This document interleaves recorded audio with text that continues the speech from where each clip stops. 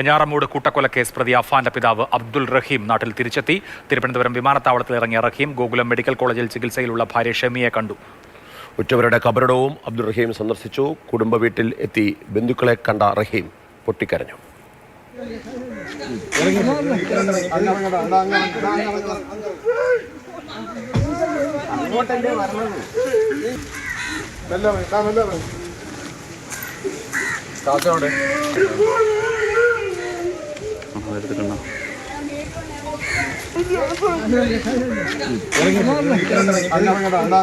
ജനങ്ങളുമായി സ്റ്റെഫിൻ ചേരുന്നുണ്ട്. സ്റ്റെഫിൻ, വളരെ വൈകാരികമായ കാഴ്ചകളാണ് ഷമിയുടെ വീട്ടിൽ നിന്ന് നമ്മൾ കാണുന്നത്. മാത്രമല്ല, അഫാൻ ആശുപത്രിയിൽ ചികിത്സയിൽ കഴിയുന്ന അമ്മയെ സന്ദർശിക്കാൻ വേണ്ടി, അഫാൻ്റെ അമ്മയെ സന്ദർശിക്കാൻ, ഭാര്യയെ സന്ദർശിക്കാൻ വേണ്ടി പോകുന്നുണ്ടോ? ഇപ്പോൾ അവിടുന്ന് നമുക്ക് ലഭിക്കുന്ന വിവരങ്ങൾ എന്തെല്ലാമാണ്? മാർഷൽ, ഇന്ന് രാവിലെ 7:30 കൂടിയാണ് അദ്ദേഹം തിരുവനന്തപുരം എയർപോർട്ടിലേക്ക് എത്തിയത്. അതിനുശേഷം ആദ്യം പോയത് സ്വന്തം ഭാര്യയെ കാണുന്നതിന് വേണ്ടിയാണ്. ഷെമിനെ കാണുന്നതിന് വേണ്ടി വെഞ്ഞാറമൂട് സ്വകാര്യ ആശുപത്രിയിൽ പോയി. അവിടെ വെച്ച് അതിവൈകാരികമായിരുന്നു രംഗങ്ങൾ എന്നുള്ളതാണ് നമുക്ക് മനസ്സിലാക്കാൻ കഴിയുന്നത്. ഡോക്ടർമാരുടെ സാന്നിധ്യത്തിൽ ഷെമിനെ കയറി കണ്ടു. പക്ഷേ ഇപ്പോഴും ആ അമ്മ അറിയുന്നുണ്ടോ എന്നുള്ള കാര്യം സംശയമാണ്. ഇളയ മകൻ നഷ്ടമായ വിവരം, ആ വീട്ടിൽ എന്താണ് നടന്നത് എന്നതിൻ്റെ യാഥാർത്ഥ്യം എന്താണെന്ന് അമ്മ ഉൾക്കൊള്ളുന്നുണ്ടോ എന്നുള്ളത് നമുക്ക് മനസ്സിലാക്കാൻ കഴിയുന്നതിനും അപ്പുറത്തേക്കാണ്. പക്ഷേ ഇപ്പോൾ ഏതായാലും അതിവൈകാരികമായ രംഗങ്ങളാണ് TV സ്ക്രീനിൽ കാണുന്നത്. പ്രത്യേകിച്ചും അദ്ദേഹം ആ വീട്ടിലേക്ക് മടങ്ങിയെത്തുമ്പോൾ ഇങ്ങനെ ഒരു മടങ്ങിവരവ് അല്ലെങ്കിൽ ഇങ്ങനെ ഒരു തിരിച്ചുവരവ് ഒരിക്കലും അദ്ദേഹം സ്വപ്നം പോലും കണ്ടിട്ടുണ്ടാകില്ല. കാരണം ഒട്ടേറെ പ്രശ്നങ്ങളുണ്ട് എങ്കിൽ പോലും, കടബാധ്യതയുണ്ട്, അല്ലെങ്കിൽ അദ്ദേഹത്തിന് വിദേശത്ത് നിന്ന് നാട്ടിലേക്ക് എത്തുന്നതിന് വേണ്ടി പലതരത്തിലുള്ള നിയമ തടസ്സങ്ങളൊക്കെ നേരത്തെ ഉണ്ടായിരുന്നു. അദ്ദേഹത്തിൻ്റെ വിസ പോയ പ്രശ്നങ്ങളൊക്കെ ഉണ്ടായിരുന്നു. എങ്കിൽ തന്നെയും അദ്ദേഹത്തിന് എന്നും ഒരു പ്രതീക്ഷ ഉണ്ടായിരുന്നു. കുടുംബം കാത്തിരിക്കുന്നുണ്ട്, ഭാര്യ കാത്തിരിക്കുന്നുണ്ട്, ഇളയ മകൻ കാത്തിരിക്കുന്നുണ്ട്. പ്രത്യേകിച്ചും അവരുടെ പല കുടുംബ ചിത്രങ്ങളൊക്കെ കാണുമ്പോൾ നമുക്കറിയാം എത്രമാത്രം സ്നേഹത്തോടു കൂടിയാണ് അവർ കഴിഞ്ഞിരുന്നത്. പക്ഷേ ആ വീട്ടിലേക്ക് എത്തുമ്പോൾ ഇപ്പോൾ ആരുമില്ല. 95 വയസ്സായ അമ്മ, എപ്പോഴും കാത്തിരിക്കുന്ന ആ അമ്മയില്ല, സഹോദരനില്ല, അവരുടെ കുടുംബത്തിൻ്റെ കാര്യത്തിൽ എപ്പോഴും ഇടപെട്ടുകൊണ്ടിരുന്ന ലത്തീഫും ഭാര്യയുമില്ല. ഒപ്പം മകൻ പ്രതിയായിട്ട് ഇപ്പോൾ പോലീസിൻ്റെ ഒരു നിയന്ത്രണത്തിൽ മെഡിക്കൽ കോളേജിൽ തന്നെ തുടരുന്നു. ഒപ്പം മനസ്സും ശരീരവും തകർന്ന് ഭാര്യ വെഞ്ഞാറമൂട്ടെ സ്വകാര്യ ആശുപത്രിയിൽ തുടരുന്നു. ആ കുടുംബം യഥാർത്ഥത്തിൽ ശിഥിലമായ ഒരു അവസ്ഥയിലേക്കാണ് ആ പിതാവ് നടന്ന് എത്തുന്നത്. ഇനി അദ്ദേഹത്തിന് ആ വീട്ടിൽ പോലും കഴിയാൻ ഒരു കാരണവശാലും കഴിയില്ല. കാരണം അതൊരു ക്രൈം സ്പോട്ടാണ്. അവിടെ പോലീസിൻ്റെ നിബന്ധനകളുണ്ട്, നിയന്ത്രണങ്ങളുണ്ട്. ഇനി തെളിവെടുപ്പ് അടക്കമുള്ള കാര്യങ്ങളൊക്കെ ആ പ്രതിയെ കൊണ്ടുവന്ന് അവിടെ ചെയ്യേണ്ട കാര്യങ്ങളൊക്കെ ഉണ്ട്. അതുകൊണ്ട് തന്നെ ആ വീട് ഇനി യഥാർത്ഥത്തിൽ അദ്ദേഹത്തിന് സ്വന്തമായി ലഭിക്കണമെങ്കിൽ, അദ്ദേഹത്തിന് അവിടെ താമസിക്കണമെങ്കിൽ തന്നെ ഒരുപാട് നിയമ തടസ്സങ്ങൾ, നൂലാമാലകളുണ്ട്. അതിനുശേഷം മാത്രമേ അദ്ദേഹത്തിൻ്റെ സ്വപ്നമായിരുന്ന, അദ്ദേഹവും കുടുംബവും ഒന്നിച്ച് താമസിച്ചിരുന്ന ആ വീട്ടിലേക്ക് പോലും അദ്ദേഹത്തിന് കയറി ചെല്ലാൻ കഴിയുകയുള്ളൂ. ഒപ്പം അദ്ദേഹം കാണുന്നത് 4 കബറിടങ്ങളാണ്. ഒന്നിച്ച് അവരെ കബറടക്കിയ ആ സ്ഥലങ്ങൾ കാണുമ്പോൾ വിങ്ങിപ്പൊട്ടുകയാണ് യഥാർത്ഥത്തിൽ റഹീം. ഏതായാലും വലിയൊരു ദുഃഖത്തിൻ്റെ അന്തരീക്ഷമാണ് അവിടെ ഉള്ളത്. അദ്ദേഹം എങ്ങനെ ഇത്രയും ദിവസം ഈ വേദനയെല്ലാം അറിഞ്ഞുകൊണ്ട്, ഈ വാർത്തകളെല്ലാം അറിഞ്ഞുകൊണ്ട് അവിടെ നിന്ന് മുന്നോട്ടേക്ക് എത്തി, അല്ലെങ്കിൽ ഇതെല്ലാം എങ്ങനെ ഇനി മുന്നോട്ട് പോകും എന്നുള്ളതും അദ്ദേഹത്തെ സംബന്ധിച്ചിടത്തോളം വലിയൊരു ശൂന്യതയാണ്. കാരണം ഒരു ഭാഗത്ത് ഭാര്യ വയ്യാതെ ശരീരവും മനസ്സും തളർന്ന് സ്വന്തം മകനാൽ ക്രൂരമായി ആക്രമിക്കപ്പെട്ട് ആശുപത്രിയിൽ കഴിയുന്നു. പ്രതിസ്ഥാനത്ത് നിൽക്കുന്ന മകൻ ഇപ്പോഴും മെഡിക്കൽ കോളേജിൽ തന്നെ തുടരുന്നു. യഥാർത്ഥത്തിൽ ആ കുടുംബം ആയിരുന്നു അദ്ദേഹത്തെ തിരിച്ച് ഇങ്ങോട്ടേക്ക് വിളിച്ചുകൊണ്ടിരുന്നത്, അല്ലെങ്കിൽ തിരിച്ചു വരാനുള്ള അദ്ദേഹത്തിൻ്റെ വലിയൊരു സ്വപ്നം ആ കുടുംബമായിരുന്നു. ആ കുടുംബത്തിലേക്ക് വന്നു ചേരണമെന്നുള്ള ആഗ്രഹമായിരുന്നു. ഇത്രയധികം പ്രതിസന്ധികളെ അതിജീവിച്ചുകൊണ്ട്, സാമ്പത്തിക ബുദ്ധിമുട്ടുകളെ അതിജീവിച്ചുകൊണ്ട് റഹീമിന് അവിടെ തുടരുന്നതിന് വേണ്ടിയുള്ളൊരു അവസരമൊരുക്കിയത്, അല്ലെങ്കിൽ ആ ഒരു പ്രതീക്ഷ നൽകിയത്. പക്ഷേ ഇന്ന് അതെല്ലാം നശിച്ചിരിക്കുന്നു. ഇപ്പോൾ ആ വീട്ടിലേക്ക് എത്തുമ്പോൾ അടുത്ത ബന്ധുക്കൾ മാത്രമേ ഉള്ളൂ, അടുത്ത സുഹൃത്തുക്കൾ മാത്രമേ ഉള്ളൂ. നമുക്ക് ആ ദൃശ്യങ്ങൾ പോലും കാണാം. വിരലെണ്ണാവുന്ന ആളുകൾ മാത്രമേ കഴിയില്ല. സ്വാഭാവികമായും സ്വന്തം കുഞ്ഞുമകനെ, 14 വയസ്സ് മാത്രം പ്രായമുള്ള കുഞ്ഞുമകനെ അവൻ്റെ ജ്യേഷ്ഠൻ തന്നെ, മറ്റൊരു മകൻ തന്നെ കൊലപ്പെടുത്തിയ അവസ്ഥയെ അഭിമുഖീകരിക്കുകയാണ് ആ പാവം പിതാവ്. എങ്ങനെ സഹിക്കുമെന്ന് നമ്മൾ അന്വേഷിക്കുന്നതിൽ അർത്ഥമില്ല താനും. റഹീമിനെ ചേർത്ത് പിടിച്ച് കുടുംബാംഗങ്ങളെല്ലാം ഉണ്ടോ? ഇനി യഥാർത്ഥത്തിൽ റഹീമിനെ സംബന്ധിച്ചിടത്തോളം ആ കുടുംബാംഗങ്ങൾ അല്ലെങ്കിൽ മറ്റ് സഹോദരങ്ങൾ മാത്രമേ ഉള്ളൂ. കാരണം നമ്മൾ ആ വൈകാരികമായ നിമിഷങ്ങളെല്ലാം ആ വെഞ്ഞാറമൂട് ആശുപത്രിയിൽ നിൽക്കുമ്പോഴൊക്കെ കണ്ടതാണ്. ഷെമിൻ്റെ സഹോദരൻ വന്ന് പൊട്ടിക്കരയുന്നത്.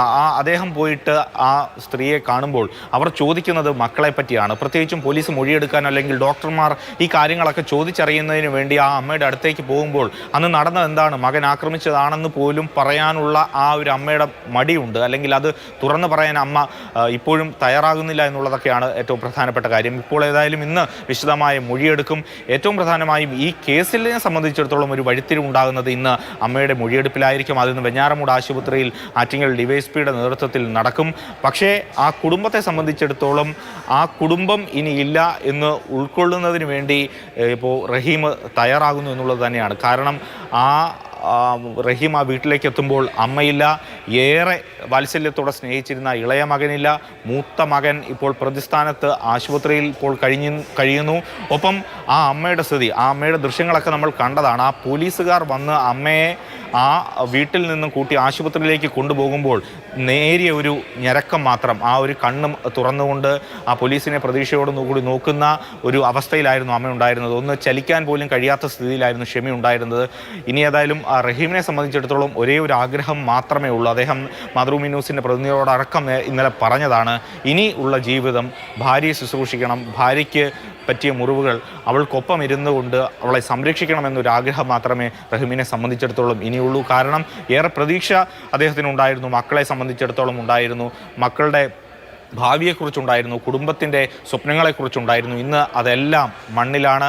4 പേരും ഇന്ന് ഉറങ്ങുന്നത് ആ പാങ്ങോട് ഖബർസ്ഥാനിലാണ്. അതുകൊണ്ട് തന്നെ ഇനി അദ്ദേഹത്തെ സംബന്ധിച്ചിടത്തോളം പ്രതീക്ഷകളെല്ലാം അസ്തമിച്ചിരിക്കുന്നു. അതുകൊണ്ട് തന്നെ അദ്ദേഹത്തിൻ്റെ മടങ്ങിവരവ് അതീവ വൈകാരികമാണ്. അദ്ദേഹം ബന്ധുക്കളെയും സുഹൃത്തുക്കളെയും എല്ലാം കെട്ടിപ്പിടിച്ച് കരയുന്ന ശൂന്യമായ ഒരു കാഴ്ചയാണ് യഥാർത്ഥത്തിൽ ആ വീട്ടിന് മുമ്പിൽ കാണാൻ കഴിയുന്നത്. വളരെ നിർഭാഗ്യകരമായ ഒരു കാഴ്ച. ഒരു വലിയ ദുരന്തം നടന്ന വീട് വെഞ്ഞാറമൂട്. സ്വാഭാവികമായിട്ടും നമുക്കറിയാം, ഒരു കുടുംബം തന്നെ ഇല്ലാതാകുന്നു എന്ന് മാത്രമല്ല, പിതാവ് വളരെ പ്രതീക്ഷയോടുകൂടി വിദേശത്ത് പോയി ആ കുടുംബത്തെ മുന്നോട്ട് നയിക്കാൻ ശ്രമിക്കുമ്പോൾ അതെല്ലാം തന്നെ തകർന്നു പോവുകയും ഉമ്മയുൾപ്പെടെ, ഭാര്യ ഉൾപ്പെടെ, മകനുൾപ്പെടെ എല്ലാവരും നഷ്ടപ്പെടുകയും അതിന് കാരണക്കാരനാകുന്നത് മൂത്ത മകനാണെന്നറിയുകയും ചെയ്ത ഒരു പിതാവിൻ്റെ വേദനയാണ് നമുക്ക് കാണാൻ കഴിയുന്നത്. ഇനി ഇങ്ങോട്ട് തുടർന്ന് ജീവിക്കുക എന്നുള്ളത് ഒരു ജീവിത വിസ്മയമായി മാറത്തേയുള്ളൂ.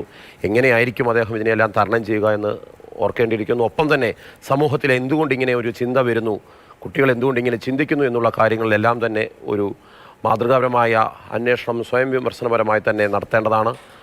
എങ്കിൽ മാത്രമേ ഇത്തരം കുടുംബങ്ങളുടെ ദുഃഖം പ്രേക്ഷകർക്ക് കാണാതിരിക്കാൻ പറ്റുകയുള്ളൂ. ഇത് വളരെയധികം വേദന ജനിപ്പിക്കുന്ന ഒരു കാഴ്ചയാണ് നമ്മളിപ്പോൾ പാങ്ങോട് നിന്ന് കാണുന്നത്. ആ കുടുംബം എല്ലാവരെയും ഒരുമിച്ച് കബറടക്കിയെടുത്ത് നിൽക്കുന്ന ആ മനുഷ്യൻ്റെ വേദന വളരെ നിർഭാഗ്യകരമായ അവസ്ഥ എന്ന് മാത്രമേ പറയാൻ സാധിക്കൂ. ആശയറ്റ അവസ്ഥയിലാണ് റഹീം. മറ്റാർക്കും ഇങ്ങനൊരു അവസ്ഥ ഉണ്ടാവാതിരിക്കട്ടെ എന്ന് ആഗ്രഹിക്കാൻ മാത്രമേ കഴിയുകയുള്ളൂ. ഇത്രയും കാലം അദ്ദേഹം സൗദി അറേബ്യയിൽ കഷ്ടപ്പെടുകയായിരുന്നു. എങ്ങനെയെങ്കിലും അവിടെ നിന്ന് മടങ്ങണം, അനധികൃത കുടിയേറ്റക്കാരനായി തുടരുമ്പോഴും ഒരു പ്രതീക്ഷയുടെ കണിക ബാക്കിയുണ്ടായിരുന്നു, എൻ്റെ കുടുംബത്തിലേക്ക് മടങ്ങാൻ കഴിയുമെന്ന്. പക്ഷേ ഇനിയിപ്പോൾ കുടുംബം എന്ന് പറയാൻ ഇല്ല എന്നുള്ളതാണ് അവസ്ഥ. AK സ്റ്റെഫിൻ തുടരുന്നുണ്ട്. സ്റ്റെഫിൻ, ഇന്ന് വിമാനത്താവളത്തിൽ ഇറങ്ങി അദ്ദേഹം ആദ്യം ചെയ്തത് വെഞ്ഞാറമൂട് എത്തി ഷെമിയെ, ഭാര്യയെ കാണുക എന്നുള്ള കാര്യമാണ്. അവർ തമ്മിൽ സംസാരിച്ചിട്ടുണ്ടാവും സ്വാഭാവികമായും. ഇന്ന് ഷെമിയുടെ മൊഴിയെടുക്കുകയുമാണ്. എന്താണ് വെഞ്ഞാറമൂട് നിന്നുള്ള ഗോകുലം മെഡിക്കൽ കോളേജിൽ നിന്നുള്ള വിവരങ്ങൾ? അഭിലാഷ്, ഏറ്റവും പ്രധാനമായും ഈ കേസിനെ സംബന്ധിച്ചിടത്തോളം ഇനി തുടർന്ന് മുന്നോട്ട് പോകണമെങ്കിൽ ഏറ്റവും പ്രധാനം ഷെമിയുടെ മൊഴിയെടുക്കുക എന്നത് തന്നെയായിരിക്കും. കാരണം ആ വീട്ടിൽ നടന്ന കാര്യങ്ങൾ, ആ കേസുമായി ബന്ധപ്പെട്ട യാഥാർത്ഥ്യങ്ങളെല്ലാം അറിയാവുന്നത് 2 പേർക്കാണ് യഥാർത്ഥത്തിൽ. ഒന്ന് പ്രതിയായിട്ടുള്ള അഫാനും അതോടൊപ്പം തന്നെ അമ്മയായിട്ടുള്ള ഷെമിക്കും.